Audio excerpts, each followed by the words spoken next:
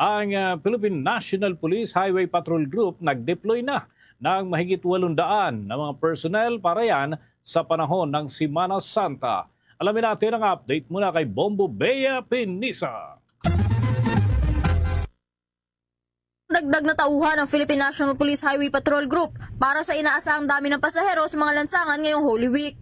Ayon kay PNP-HPG spokesperson Lieutenant Dame Malang, mula sa 736 na mga personnel ay ginawa na nila itong 840 na siyang mas mataas kumpara noong nakaraang taon na 600 HPG personnel ang idineploy. Ani Malang, ang mga tauhan ng kanilang unit ay itatalaga sa mga pangunahing lansangan sa Metro Manila at ilang mga pangunahing terminals na saan niyang nagumpisa ngayong linggo. Ito ay bilang dagdag seguridad din ng mga mananakay sa mga daanan at terminals ngayong Holy Week. Yung pagdagsa ng ating mga kababayan, lalo tigit yung ating observation ng Holy Week ay iba po sa mga previous natin na observation. So again, the deployment of HPG will increase from 736 to 840 at ito ay tutunukan at ilalagay sa ating mga major thoroughfares, sa ating mga bus terminal na sa ngayong umaga, nagpapisa na po yung ating HPG po dyan. So yung ating mga kababayan ay talagang maaari po nilang makita yung ating mga HPG officers dito po sa ating mga bus terminal. Alam po natin na even today, may mga kababayan po tayong lumalabas at pumapasok po ng ating dito po sa ating mga.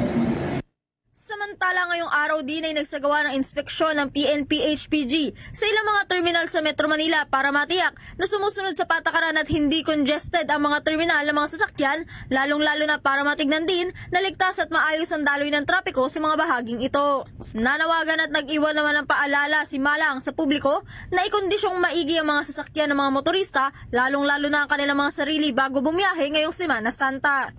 Anya, palaging ugaliin na magsagawa muna ng pag-check ng kanilang mga battery, brakes at maging ng makina ng mga sasakyan para sa kanilang maginhawa at ligtas na pagbiyahe.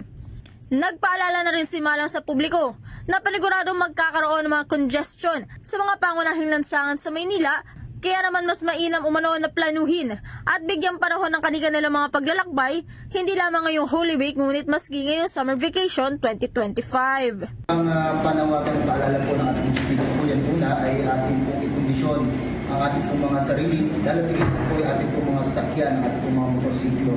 Ang ating pong panawagan po rin, yung test and improvement na ng global gates. Again, we need it at talagang ito yung pinaka-priority sa pag-check ng ating pong mga sasakyan at ating pong mga sarili. At lalo tigit, talagang alamin natin yung ruta ng ating pong mga destinasyon at muli may mga congestion na mangyayari po dito po sa ating mga lansangan, and then we do recommend pa rin sa ating mga kababayan talagang planuhin po yung ating pong paglalakbay ngayong Semana Santa at even the Summer Vacation 2025.